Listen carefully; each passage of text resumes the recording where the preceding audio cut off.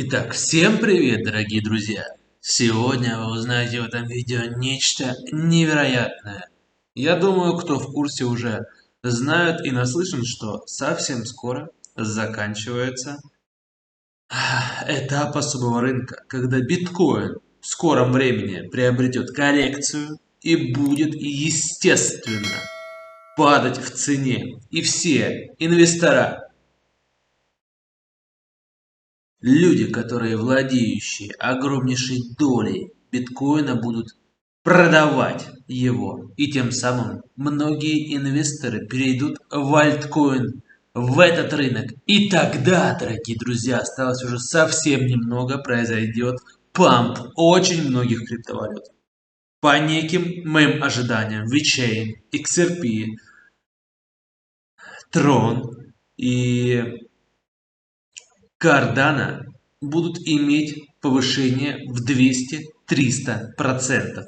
Вы думаете, что это просто детский сад? Я вам скажу, что однако это не так. Если вы хотите упустить этот самый момент, вы можете закрыть это видео и заниматься своими делами дальше. Однако я вам этого делать не советую. Лично я приобрел 5 криптовалют, которые сейчас находятся в топ-10. И уверен на 110%, что в скором времени будет огромнейшее повышение стоимости. Мои вложения в $1000 окупят мои ожидания. Я намерен выйти из рынка, когда уже закончится сезон альткоинов, не менее суммой в $3000. И будет самое великое спущение, когда криптовалюты будут продаваться, падать в цене. И этот срок может занять больше года. И когда вы нащупаете момент покупки, через определенное количество этого времени вы сможете покупать криптовалюту по очень низкой и выгодной для вас стоимости.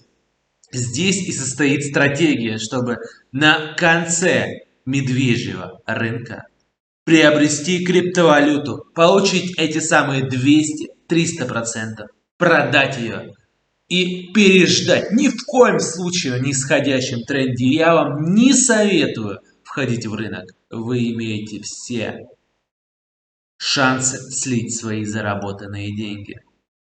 Поэтому вам для размышления топ-10 криптовалют альткоинов, в том числе и эфириум, который легко, по моим ожиданиям, сможет вырасти до отметки в $6000 уже в этом году.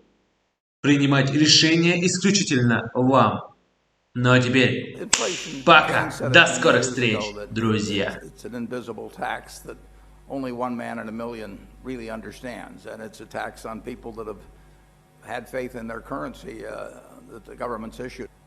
It's interesting in the United States. The value of the dollar since I was born has declined by 94% to 6 cents. So inflation that they're relatively unfamiliar with or new, and it's just an interesting activity, being a financial regulator and sitting in your chair. So, I mean, when you think about the technology and the challenges that poses, how do you go about the business of identifying and keeping your eye out for the risks, again, not just in or associated with the product, but with the technology itself as it becomes either commoditized or infiltrates the traditional financial marketplace? Well, again, we're for innovation. So really in more mature areas like use of the cloud or artificial intelligence, there continues to be challenges of how regulators look at those things. Does the cloud represent a higher degree of cyber risk? Is artificial intelligence, if you use it, do you perhaps violate concepts of fair lending or disparate impact that are concepts the CFPB has? So all these are questions that really need to be solved. So I consider that kind of the crypto's kind of the new thing. The core fintech are sort of established process that have gotten to some stage of maturity but still need increased level of maturity for regulation. So that's why in that report we kind of separated the two. One, we weren't finished with the digital asset work, so we weren't ready to publish on it. And two, those reports were Treasury recommendations. They weren't interagency, so we did sort of make an effort of triangulating with other regulators, but they were really our thoughts. We had the pen. So that's, so really the excluding digital assets from that report is just a matter of, if that report was a year from now, it would have been integrated. But I do think it's important to look at the nature of fintech, and these are fairly traditional, addressing fairly traditional financial services needs. It's sort of, in some ways, a disruptive marketing technique. It can be a disruptive credit analysis technique. Speed to market innovation can be quicker, but it's largely sort of overlapping with what we would all consider traditional financial services. Crypto, digital, blockchain technology is like a whole nother step. So I guess the first thing is to get the first phase right, and I think we put out a framework that we're moving forward on. I think on digital, so 3 to 5 years is tricky. If you'd said 30 years, I think I'd give you a more accurate vision. I think 3 to 5 years has a lot of dependencies on, does our economy reopen in the next 6 months? What happens with the presidential election? What happens with China on various immediate issues of national security? So, but what I would say is, if you kind of assume a steady state on all of those things, what I think will happen is 3 to 5 years from now, I think banks will be connecting to blockchains the same way that they connect to SWIFT and ACH and other networks. Right. Once they do that, the nature of banking will begin to change, because while banking will always, I believe, be the key on-ramp and the key value-add service provider in people's financial services lives, they will not be the bottleneck of the transaction of financial services. Instead, they will be nodes on a network along with a lot of other nodes, many of which won't be banks. And that will really change, I think, and allow banks to focus on what they're best at and what we really need them to do. So I think that will happen for sure. I do think that in a world of geopolitical instability, crypto assets in general will grow and become a more significant part of people's lives. That's one of the reasons why, I believe Bitcoin prices are going up in an environment of perceived instability, as people start to believe that the sovereigns are, maybe not as trustworthy as they once were. Bitcoin is not generated by any sovereign. Maybe that's a thing to hang on to. So I think you'll see more of that. But over time, the world tends toward more stability, right? Things reach equilibriums.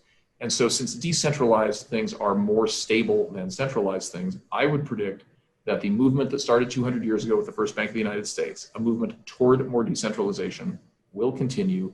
Banks will adapt to that. They will add value to that, and the world will go on. But it'll go on in a cheaper, faster, more accessible way than it has before. And that'll be through the good work of people like you. So that would be my view. It's awesome. The money movement continues. Appropriate for XRP. There's a lawsuit hanging over Ripple right now. A group of people are saying that XRP and Ripple are sort of tied together, and that they, XRP could consider it an unregistered security. What would you say to them? Well, it's pending litigation, so I'll probably be a little bit, muted on the topic. Suffice it to say, we don't think it has merit. These are people who didn't buy XRP from